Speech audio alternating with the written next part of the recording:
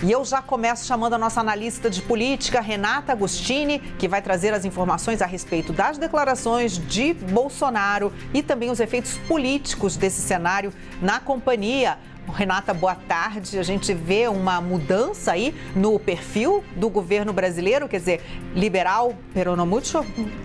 Boa tarde, Carla. Olha, uma excelente pergunta, uma pergunta inclusive que integrantes da equipe econômica vêm tentando responder. O que ficou claro para mim nas conversas que eu tive com alguns auxiliares muito próximos do ministro da Economia, Paulo Guedes, é que ninguém se ilude mais. Você tem ainda integrantes de uma equipe econômica liberal num governo que não é nada liberal. Vou trazer aqui uma forma de explicar isso que um integrante do Ministério da Economia me colocou. Fica cada vez mais claro para quem é da equipe econômica e também para fora, que os instintos do presidente Jair Bolsonaro estão aflorando e esses instintos não são, por exemplo, nada privatistas, que esse instinto liberal não está presente, por exemplo, no Palácio do Planalto. Isso é um problema? É um problema, mas ainda há, dentro do Ministério da Economia, uma intenção de resistir e focar, digamos, a energia em algumas frentes de batalha, Carla. Mas como ficou o ministro Paulo Guedes depois dessa nomeação, né, vamos dizer assim, pelas redes sociais de um novo diretor para a Petrobras?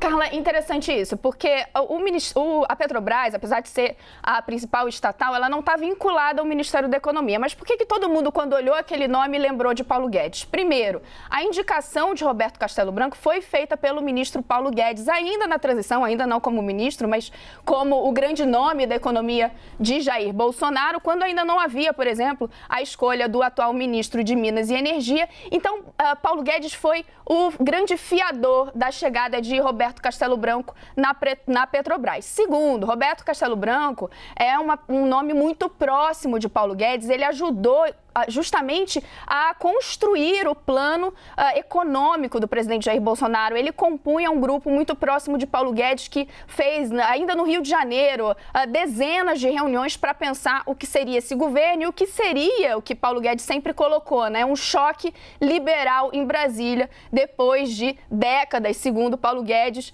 da esquerda no poder. Então, quando Roberto Castello Branco cai, como a gente teve essa confirmação na sexta-feira, todo mundo olha para Paulo Guedes. Não, ele não gostou, ele deixou isso claro para pessoas próximas, mas também incorporou um espírito muito pragmático. Qual é a mensagem que a equipe econômica está querendo colocar para reagir a esse baque? E foi um baque, foi uma derrota.